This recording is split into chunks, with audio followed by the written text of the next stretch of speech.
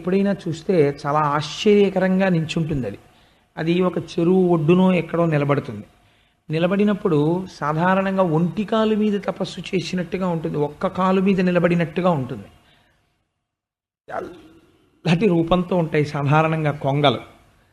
అది నిమీలిత నేత్రాలతో కళ్ళు మూసుకుని చక్కగా ఉంటుంది. చూడగానే ఎవరైనా సరే ఆ కొంగని నమ్ముతారు. ఇది పరమ సత్వగుణంతో ఉన్నటువంటిది, ఇది ఒకరికి అపకారము చేయనిది అని నమ్ముతారు. అలా ఉంటుంది ఆ కొంగ.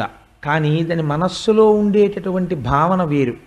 నీటిలో నిలబడుతుంది. అలా నిలబడినటువంటి కొంగని తొందరగా చేపలు నమ్ముతాయి.